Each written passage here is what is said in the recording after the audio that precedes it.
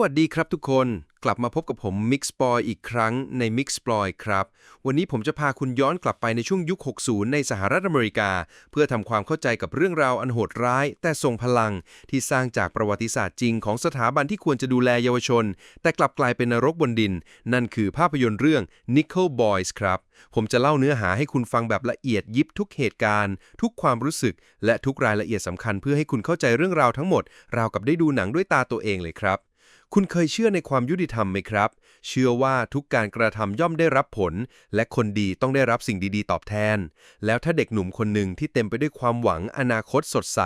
กลับต้องถูกพรากอิสรภาพไปเพราะความผิดที่เขาไม่ได้ก่อและถูกส่งไปอยู่ในสถานที่ที่อ้างว่าเป็นโรงเรียนดัดสันดานแต่แท้ที่จริงแล้วคือขุมนรกที่บดขยี้ชีวิตและวิญญาณของเด็กๆล่ะครับ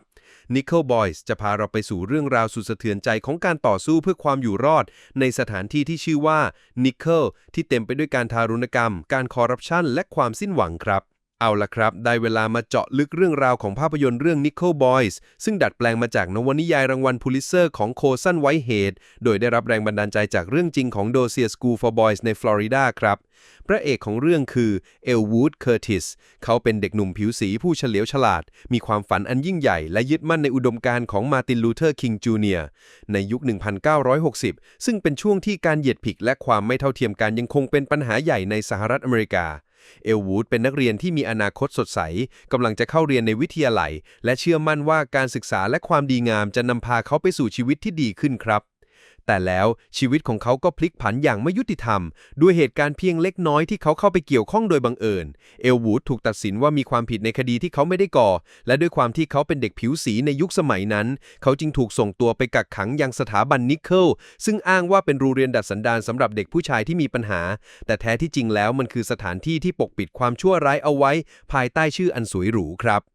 เมื่อเอลวูดก้าวเข้าสู่สถาบันนิกเกิลเขาก็ได้พบกับโลกที่แตกต่างจากที่เขาเคยจินตนาการไว้โดยสิ้นเชิงที่นี่เต็มไปด้วยการทารุณกรรมอย่างโหดร้ายทั้งการทำร้ายร่างกายการใช้กำลังการล่วงละเมิดทางเพศและการละเมิดสิทธิมนุษยชนอย่างรุนแรงโดยบรรดาเจ้าหน้าที่ของโรงเรียนเด็กๆที่นี่ถูกกดขี่ข่มเหงอย่างเป็นระบบและไม่มีใครกล้าปริปากพูดความจริงเพราะกลัวการลงโทษที่รุนแรงกว่าเดิมครับเอลวูดได้รู้จักกับเทอร์เนอร์ทีเรนซ์ เทอร์เนอร์รับบทโดยเอรอน พีแอร์ซึ่งเป็นเด็กหนุ่มผิวสีอีกคนหนึ่งที่มีประสบการณ์ในนิกเกิลมานานกว่าเทอร์เนอร์เป็นคนที่มีความคิดในทางตรงกันข้ามกับเอลวูดโดยสิ้นเชิงเทอร์เนอร์เชื่อในความจริงที่โหดร้ายและสอนให้เอลวูดรู้จักปรับตัวเพื่อเอาชีวิตรอดในสภาพแวดล้อมที่ไร้เมตตานี้เขาเชื่อว่าการต่อสู้ได้อุดมการณ์นั้นไร้ประโยชน์และหนทางเดียวคือต้องทำตัวให้กลมกลืนไม่เป็นที่สังเกตและเอาตัวรอดไปวันๆครับแม้จะมีแนวคิดที่ต่างกันแต่ทั้งเอลวูดและเทอร์เนอร์ก็ต้องพึ่งพากันและกันเพื่อความอยู่รอดในแต่ละวันพวกเขาต้องพยายามหลีกเลี่ยงการถูกทำร้ายและหาทางที่จะออกจากขุมนรกแห่งนี้ให้ได้ครับ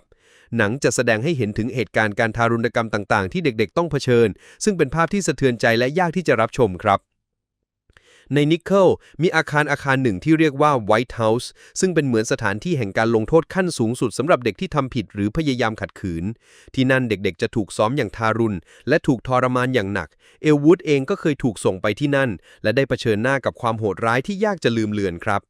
เอลวูดพยายามที่จะเปิดโปงความจริงเกี่ยวกับการทารุณกรรมในนิกเกิลเขาพยายามรวบรวมหลักฐานและหาทางที่จะสื่อสารเรื่องราวเหล่านี้ออกไปสู่โลกภายนอกแต่เทอร์เนอร์ก็พยายามห้ามปรามเขาเพราะเทอร์เนอร์รู้ดีว่าการกระทำเช่นนั้นจะนำมาซึ่งอันตรายถึงชีวิตครับในขณะเดียวกันเอลวูดก็ยังคงยึดมั่นในคำสอนของมาร์ติน ลูเทอร์ คิง จูเนียร์ที่ว่าความจริงจะนำไปสู่ความยุติธรรม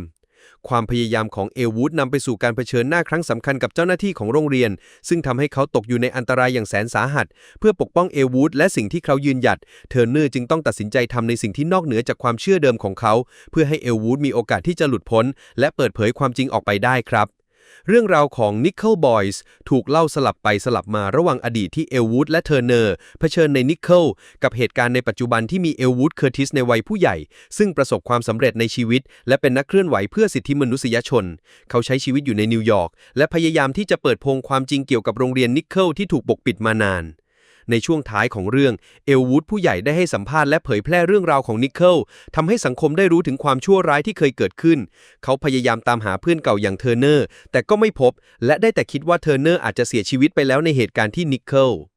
จุดหักมุมที่สำคัญที่สุดและสะเทือนใจที่สุดของเรื่องนี้คือตัวตนที่แท้จริงของเอลวูดเคอร์ติสในปัจจุบันซึ่งถูกเปิดเผยในตอนจบว่าเขาไม่ใช่เอลวูดเคอร์ติสตัวจริงแต่เขาคือเทอร์เนอร์ต่างหากเทอร์เนอร์ที่รอดชีวิตจากการกระทำสุดท้ายเพื่อช่วยเอลวูดเขาได้หนีออกมาจากนิกเกิลและใช้ชีวิตในฐานะเอลวูดเคอร์ติสเพื่อสานต่ออุดมการณ์และภารกิจของเพื่อนที่เขาเชื่อว่าเสียชีวิตไปแล้วในนิกเกิล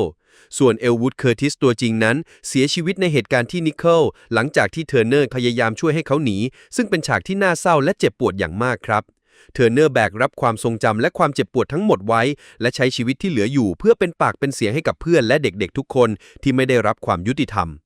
Nickel Boys จึงเป็นภาพยนตร์ที่ตอกย้ำถึงความโหดร้ายของระบบการเหยียดเชื้อชาติและการละเมิดสิทธิมนุษยชนแต่มันก็ยังคงเป็นเรื่องราวของความหวังความกล้าหาญและการเสียสละของคนที่ยังคงยึดมั่นในความถูกต้องแม้ในสถานการณ์ที่มืดมนที่สุดและเป็นเครื่องเตือนใจว่าความจริงย่อมเป็นสิ่งไม่ตายและควรได้รับการเปิดเผยเสมอแม้จะต้องใช้เวลานานแค่ไหนก็ตามครับ